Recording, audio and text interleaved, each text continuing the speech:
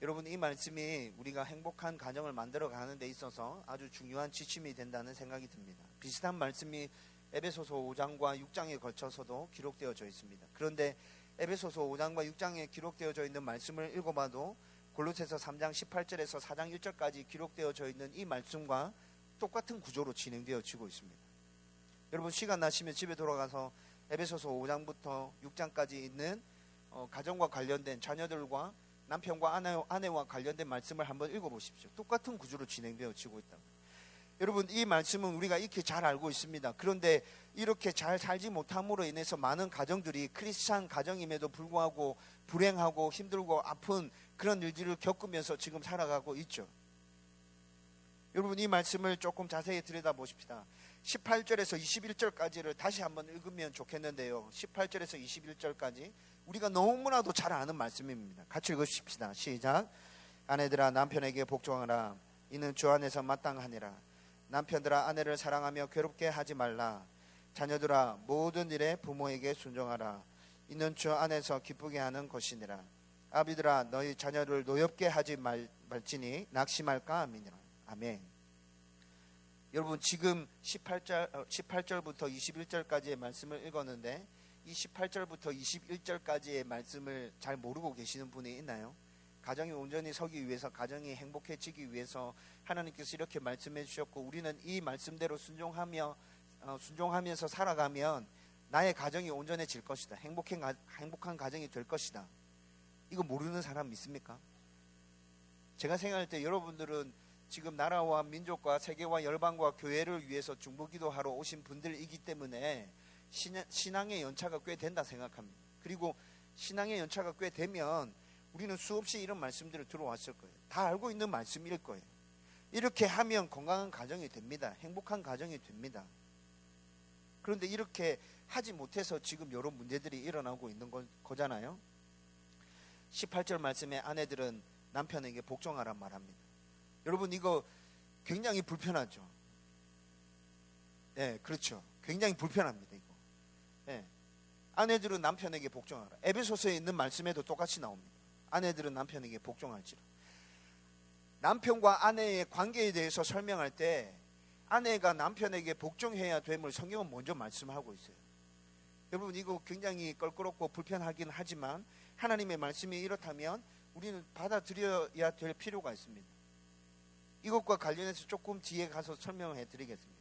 19절에 가면 이 말씀을 접하면 또 18절에 불편했던 마음이 조금 해소되어지기도 합니다. 19절에는 남편들은 아내들을 사랑하라고 말씀하고 있습니다. 남편들은 아내들을 사랑해야 돼요. 18절과 19절을 연결해서 생각해 보십시다. 아내는 남편들에게 복종해야 됩니다. 그리고 남편은 아내를 사랑해야 됩니다. 여러분, 제가 생각할 때 이건 균형이라는 생각이 들어요. 아내가 남편에게 복종하고 남편이 아내를 사랑하면 이건 균형이 맞아지는 거잖아요. 그렇지 않습니까? 18절에서 불편했던 마음이 19절에서 아직 사그라들지 않습니까? 여러분, 그런데 에베소서에도 제가 똑같이 말씀드렸지만 이와 똑같은 구조로 말씀이 진행되어지고 있습니다. 아내들아, 남편에게 복종하라. 남편들아, 아내를 사랑하라. 그런데 에베소서에는 좀 특이한 게 교회와 비유해서 이것에 대해서 설명하고 있습니다. 아내가 왜 남편에게 복종해야 됩니까? 남편은 가정의 머리이기 때문에, 예수 그리스도께서 교회의 머리 되심과 같이 남편은 가정의 머리이기 때문에 아내들은 남편에게 복종해야 돼요. 여러분, 교회에서 예수 그리스도가 머리 되신다는 이 사실은 어마어마하게 중요한 사실입니다. 절대 잊어버리면 안 되고, 이 세상이 두동강 나서 어떻게 된다 하더라도 이 사실은 절대 변하지 않고 굉장히 중요한 사실인 거죠. 그런데 그것에 비유해서 가정의 머리가 남편이고, 그렇기 때문에 아내는 남편에게 복종해야 된다, 이렇게 말씀하고 있어요. 에베소서에 또 이 부분만 생각하면 우리는 또 마음 한켠이 껄쩍지근해집니다. 그런데 그 뒷부분의 말씀을 보면요, 이해가 되어집니다. 남편들에게 하나님께서 뭐라 말씀하시냐면, 예수 그리스도께서 교회를 위하여 생명을 바치신 것처럼 너는 아내를 사랑해야 돼, 그렇게 말씀하고 있거든요. 여러분 균형이 맞아지고 있다는 생각이 들지 않습니까? 동의가 전혀 안 되시네 지금. 남편에게 복종하라 이 말 자체에서 벌써 우리의 마음이 상했어. 하나님의 말씀이 들려오고 있음에도 우리는 지금 그 말씀을 거부하고 싶어. 나는 내가 주권을 잡고 쥐고 흔들고 싶은데요, 막 이렇게 되는 것 같아요. 근데 여러분, 남편에게 주신 명령은요, 예수님이 교회를 세우기 위해서 생명을 바치셨던 것처럼 너는 아내를 위해서 그렇게 생명을 바쳐서 사랑해야 돼 라는 명령이 남편에게 주어져 있다고. 아내가 남편에게 복종하고 남편이 아내를 그렇게 생명을 다해서 사랑하면 그 가정은 행복한 가정 되겠습니까? 제가 생각할 때 그 가정은 행복한 가정 됩니다. 균형이 맞아지잖아. 아내가 남편에게 복종하고 있지만 남편이 나를 그렇게 생명을 다해서 사랑해 주고 있다는 게 느껴지면 내가 당연히 남편에게 복종해야겠다는 생각이 들 겁니다. 문제는 내가 지금 남편에게 복종하고 싶지 않고 지금 이 말씀이 껄끄러운 이유는 남편이 나를 사랑해 주는 게 안 느껴지거든. 그러니까 그게 문제가 되는 거잖아요. 저 인간이 나를 안 사랑해 주는 것 같은데 나는 왜 저 인간한테 복종해야 돼? 이렇게 되는 거죠. 그렇죠? 네. 그런데 이 두 가지가 하나님의 말씀 그대로 이루어진다면 우리는 행복하고 건강한 가정 꾸려갈 수 있습니다. 20절 말씀에 이렇게 얘기합니다. 자녀들은 부모에게 순종하라. 21절 말씀은 부모들은 자녀를 노엽게 하지 말라. 이렇게 얘기하고 있죠. 우리는 20절 말씀을 상당히 좋아합니다. 자녀들은 부모에게 순종하라. 그래, 순종해야지. 순종해야 된다 이놈 새끼야. 네가 순종 안 하면 너는 하나님의 축복을 못 받는단 말이다. 막 이러면서 우리는 그것만 강조해서 얘기하죠. 그런데 21절 말씀에는 뭐라 얘기하고 있어요? 자녀들이 하나님께 순종하는 거 당연한 겁니다. 하나님의 말씀입니다. 이 세상의 질서 가운데서도 자녀들은 당연히 부모에게 순종해야죠. 그런데 하나님께서는 부모에게도 말씀하십니다. 자녀들을 노엽게 하지 마라. 우리는 이 말씀에 대해서 얼만큼 생각하고 있죠? 나는 자녀와의 관계가 참 힘들어요. 자녀가 나를 잘 받아들이지 않는 것 같아요. 대화하는 게 너무 어려워요. 왜 그렇습니까? 여러분 혹시나 자녀들을 여러분들이 노엽게 하고 있지는 않습니까? 여러분 21절의 말씀을 우리 부모들은 진짜 진지하게 고민해 봐야 될 것 같습니다. 물론 자녀들을 키우면서 자녀들에게 20절의 말씀에 대해서 계속 가르쳐 줘야죠.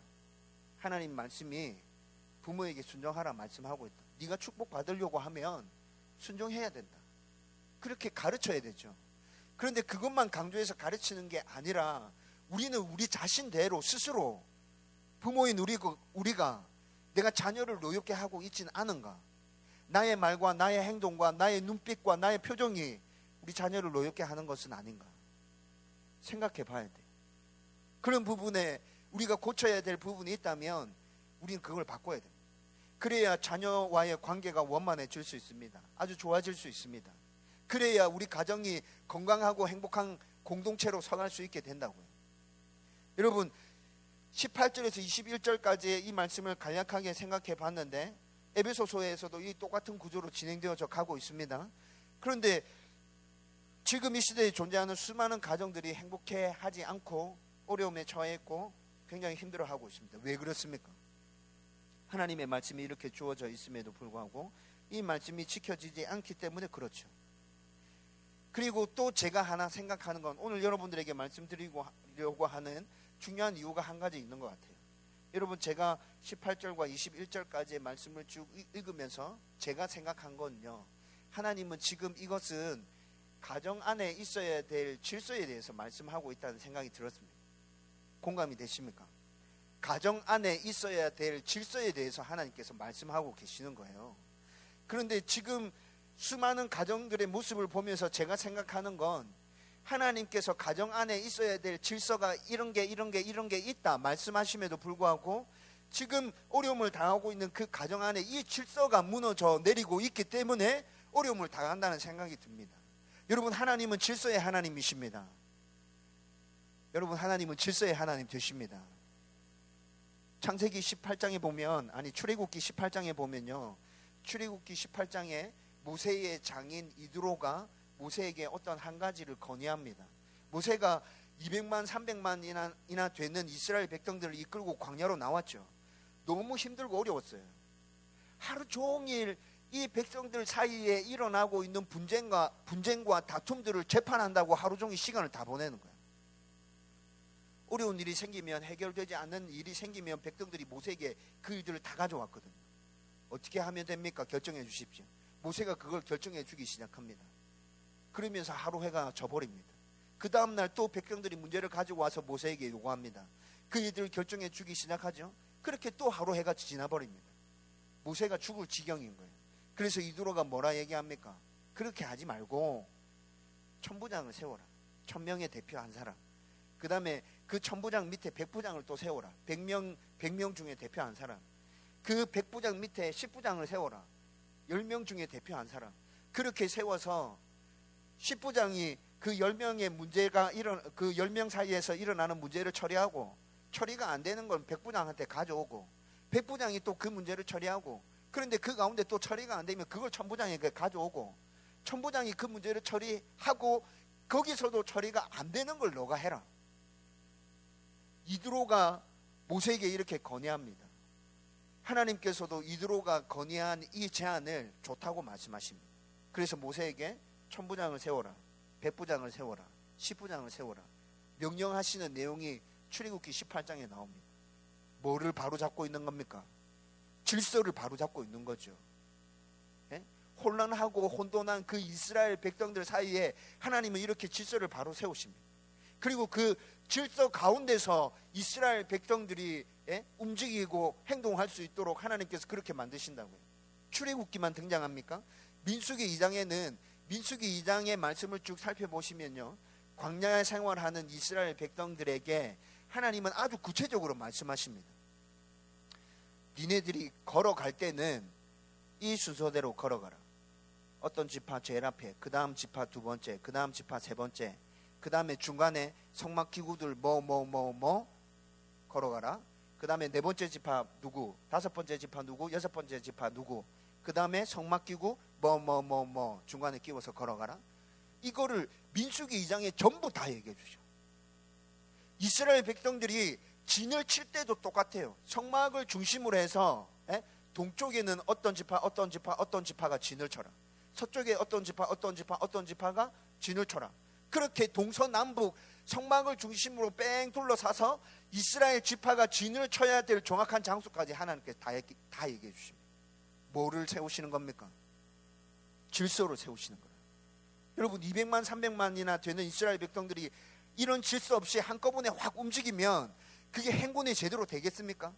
제대로 광야를 걸어갈 수 있겠어요? 하나님은 그럴 수 없다는 걸 아시고 미리 이스라엘 백성들이 지켜야 될 질서들에 대해서 얘기해 주고 계시는 거죠. 하나님은 이렇게 질서를 중요하게 생각하시는 하나님이라고요. 가정 안에서도 똑같아요. 가정 안에 질서가 무너져 내리면 이 가정이 어디로 가야 될지 몰라요. 사공이 많아서 산으로 간다, 우리는 이런 말 하죠. 사공이 많아서 배가 산으로 간다, 이런 말 하잖아요. 가정 안에 질서가 무너져 내리면 그렇게 되는 거예요. 여러분, 제가 요즘에 어려움을 당하고 있는 이 가정들을 살펴보면서 질서가 무너졌구나라는 생각들을 참 많이 합니다. 여러분들 어떻게 제가 하고 있는 이 이야기에 동의가 되십니까? 가정 안에 질서가 무너져 내림으로 인해서 가정 안에 행복이 있어야 되고 건강하게 서야 됨에도 불구하고 가정이 참 많이 어렵고 힘든 상황 가운데 처하고 있구나. 여러분들의 가정은 어떻습니까? 여러분들의 가정 안에 하나님께서 세우신 이 질서가 있습니까? 여러분, 이 질서가 바로 세워지지 않는다면 우리가 아무리 하나님의 말씀에 따라 순종하려고 노력하고 발버둥 쳐도 그게 안 돼요. 하나님께서 명령해 주신 이 말씀 자체가 질서를 세우는 건데 질서가 무너져 있으면 그 말씀이 지켜지지 않는 거죠. 성경에서는 가정에서 리더의 역할을 해야 될 사람이 남편이라 얘기하고 있습니다. 그런데 시대가 바뀌면서 아내가 이 역할을 담당할 수도 있겠다는 생각이 좀 들기도 합니다. 상황이 다 다르니까 가정 안에. 예를 든다면 이런 겁니다. 남편이 부재하고 있을 때 리더 역할을 당연히 아내가 해야죠. 엄마가 해야죠. 그렇죠? 네, 그런 상황. 요즘에 성격상으로 이렇게 잘 살펴봐도 남편이 리더의 역할을 제대로 할 수 없는 성격을 소유한 남편이 굉장히 많아요. 너무 유약해. 뭔가 이렇게 결정을 딱 내리고 줏대를 가지고 딱 끌고 가야 될 때 끌고 가야 되는데 결정을 못하는 증후군이라는 게 요즘 새로 생겼습니다. 알고 계십니까? 아이들 사이에 유행하고 있는데요. 하도 엄마들이 아빠들이 모든 결정을 다 해주니까 아이들이 결정을 못하는 증후군이 요즘 새로 생겼대요. 그런데 아이들뿐만이 아니라 아주 유한 성격을 가지고 있는 남편들을 가끔씩 만나게 되는데, 이 남편들이 결정해야 될 순간에 결정하지 못하는 거예요. 그러면 야무지고 똑소리 나는 우리 여자들은 굉장히 막 속이 뒤집어지죠. 지금 결정해서 지금 가야 되는데 이 사람이 지금 무슨 생각하고 그래가지고 그런 상황 가운데 이렇게 리더십의 구조가, 가정 안의 리더십의 구조가 뒤집어지는 것 같아요. 영적인 문제에서도 있습니다. 남편이 교회를 다니지 않아. 이런 상황 가운데 영적인 리더십을 아내가 잡아야지, 여자가 잡아야지. 어떻게 할 수 없잖아. 그렇죠? 믿지 않는 남편인데도 성경에서 남편에게 리더십이 있다고 얘기하니까 그게 이렇게 다 줘버립니까? 교회 가지 말라면 교회 안 갑니까? 그렇게 하는 건 아니죠. 그렇죠? 그러니까 이런 상황들을 살펴보면 어쩔 수 없이 아내가 리더 역할을 해야 되는 상황도 분명히 있긴 한 것 같습니다. 그런데 어떻든 성경에서는 남편이 리더의 역할을 해야 된다 얘기합니다. 다시 정리해서 생각하십시오. 남편이든 아내든 우리가 이 말씀을 통해서 생각해야 되는 건 분명하게 가정 안에 중심을 잡고 리더의 역할을 하는 사람이 있어야 된다는 것입니다. 동의하십니까? 그런 사람이 있어야 돼요. 서 있어야 돼요. 안 되는 건 안 된다 얘기해야 돼요. 되는 건 된다고 얘기하고, 동의하지 않는 가족 구성원이 있으면 그 사람을 이해시키고 설득시켜서 같이 끌고 가는 리더가 있어야 된다고요. 그런데 지금 그 리더가 없는 것 같아. 너무 많은 가정 안에 그 리더가 존재하지 않는 것 같다고요. 잘못된 리더가 서 있어요. 성경에서는 남편이라 얘기하고 있고, 상황에 따라서 아내가 그 리더 역할을 감당해야 되는 그런 상황 가운데 있음에도 불구하고, 제가 아이들을 만나면서 이야기를 들어보면 수많은 가정들이 요즘 리더십이 자녀들에게 가 있습니다. 자녀들이 이렇게 해달라면 부모들이 그렇게 다 해줍니다. 자녀들이 하기 싫다면 꼭 해야 되는 일임에도 불구하고 부모들이 그거 시키지 않습니다. 여러분, 리더십의 구조가 자녀에게 가 있어요. 여러분, 그렇게 자녀 교육시키면 자녀는 망하게 되는 거죠. 여러분, 그렇게 리더십의 구조가 자녀에게 가 있으면 그 가정은 행복한 가정이 될 수 없죠. 건강한 가정으로 설 수 없죠. 남편이 존재하고 있고 아내가 존재하고 있음에도 불구하고 가정 안에 리더가 누구인지 분명하지 않은 가정도 상당히 많습니다. 중요하게 결정해서 끌고 가야 되는데 그 문제를 결정하지 못하고 서로 둘이서 눈치 보면서 어떻게 할 건데 네가 알아서 해라. 나는 모르겠다. 어떻게 해야 되노? 막 이렇게 하는 가정이 참 많죠. 눈에 보이지 않지만 경제적인 문제가 가정의 리더십 역할을 하고 있는 가정도 상당히 많은 것 같습니다. 가정이 행복해지기 위해서는 경제적으로 우리 가정의 유익이 상당히 되지만 우리 가정이 행복해지기 위해서는 이건 하면 안 돼. 이렇게 결정하는 리더십을 가진 사람이 있어야 함에도 불구하고 가정에 경제적으로 상당히 많이 도움이 된다면 우리 가정이 조금 힘들더라도 경제적으로 도움이 되니까 참고 가자.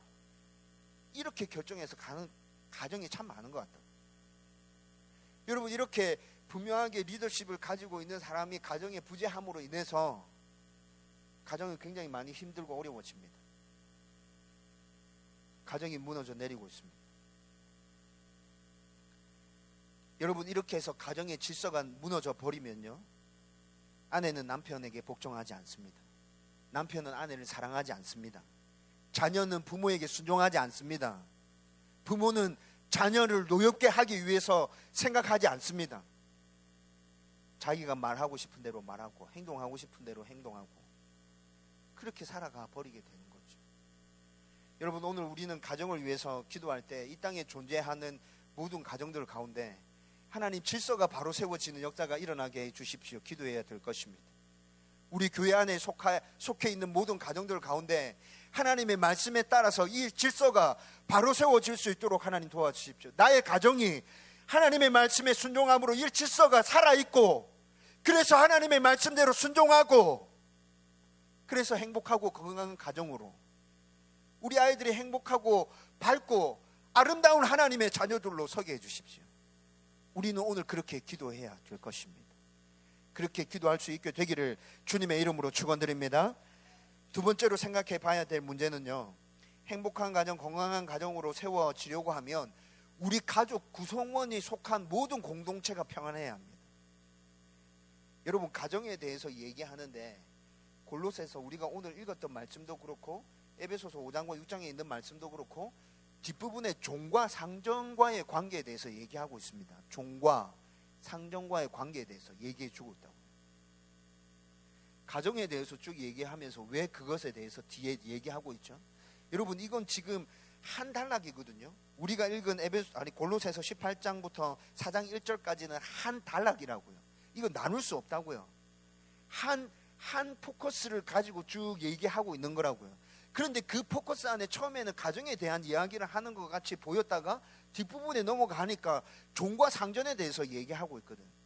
근데 여러분, 이거 잘 생각해 보면 지금 우리가 생각하려고 하는 이 관점에서 가정이 행복해지기 위해서 우리 가족 구성원이 속한 모든 공동체가 평안해야 된다는 것에 대해서 여러분들은 충분히 동의하실 겁니다.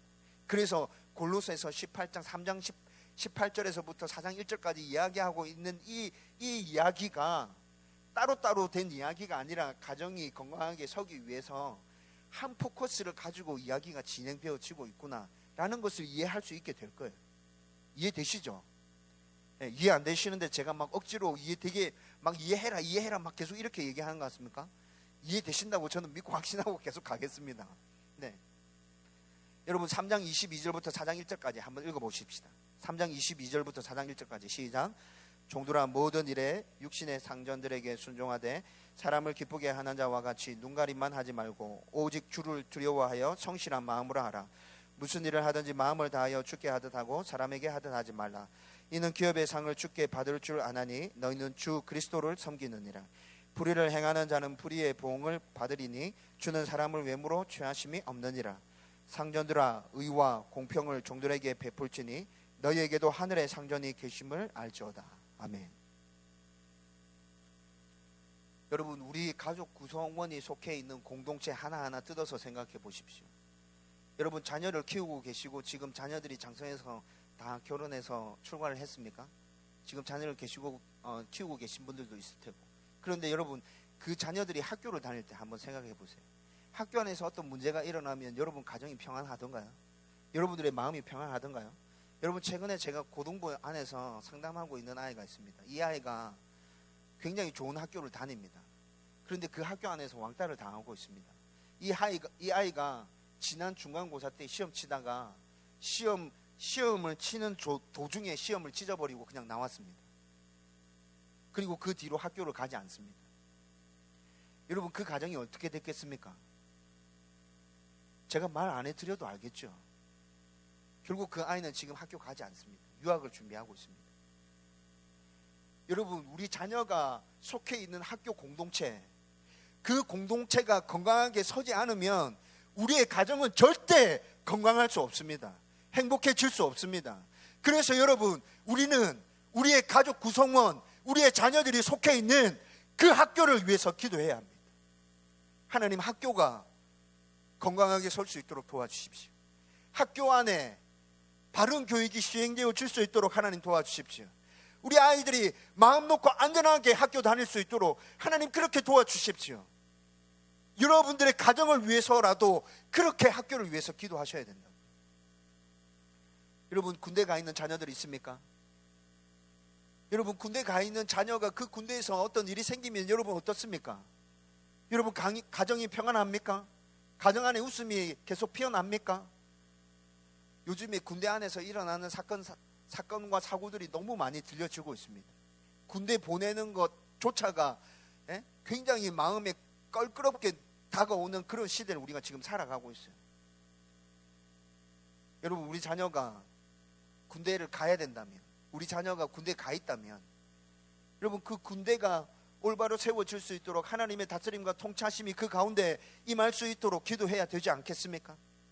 우리의 가정을 위해서, 내 가정이 건강하고 내 가정이 행복하고 내 가정이 하나님의 말씀이 이루어지는 가정으로 속하기 위해서 우리는 우리 자녀가 속해 있는 그 공동체를 위해서 그렇게 기도해야 된다. 여러분 직장은 어떻습니까? 남편이 직장에서 잘리면 어떤 일이 생깁니까? 여러분들 혹시 일하고 계십니까? 그 직장에서 잘릴 때 기분 좋았습니까? 마음이 굉장히 불편하고 아프죠. 그 직장 안에서 여러 가지 문제들과 아픔들이 일어나면 직장 나가는 것 자체가 힘들죠. 그렇게 직장에서 스트레스 받아오면 가정 안에서 웃음이 날 수 없죠. 가정 안에서 좋은 소리를 내뱉을 수 없죠. 여러분, 이렇게 우리 가족 구성원이 속한 모든 공동체 가운데 하나님의 은혜가 넘쳐나야 우리의 가정이 건강하게 설 수 있다. 지금 오늘 그것에 대해서 뒷부분에 있는 말씀이 우리에게 이야기해 주고 있습니다. 여러분,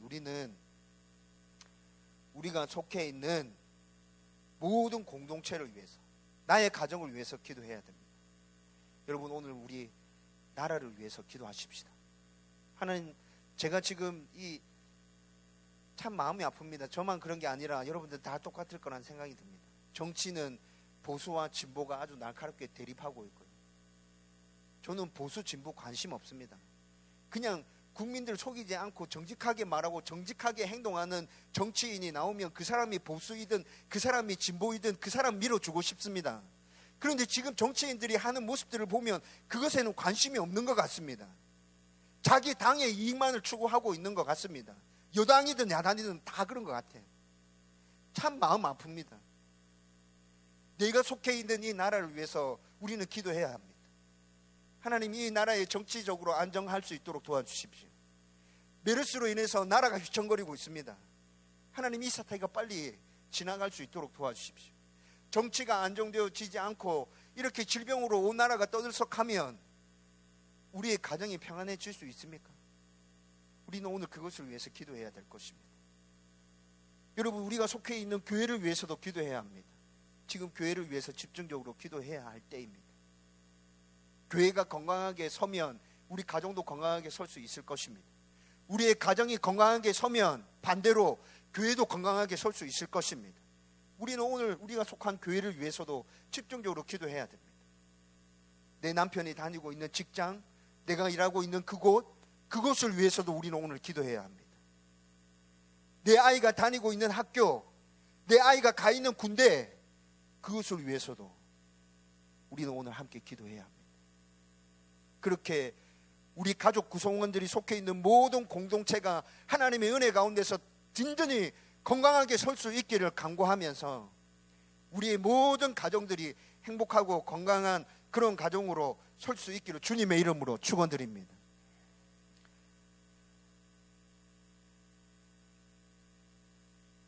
이제 정리하고 같이 기도하겠습니다.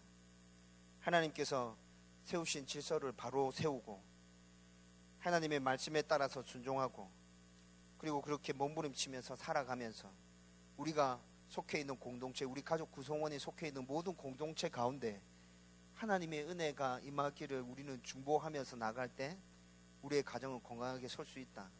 오늘 그렇게 말씀을 나누었습니다. 여러분들 가운데 이 말씀이 얼만큼 강력하게 다가왔고 이 말씀에 얼만큼 동의하는지 잘 모르겠습니다. 그런데 오늘 이 시간에 가정과 자녀들을 위해서 중보하는 시간이므로 우리가 나눈 이 말씀을 붙들고 좀 진지하고 깊이 있게 하나님께 나아갔으면 좋겠어요. 그렇게 기도하면서 하나님께 나가십시다. 우리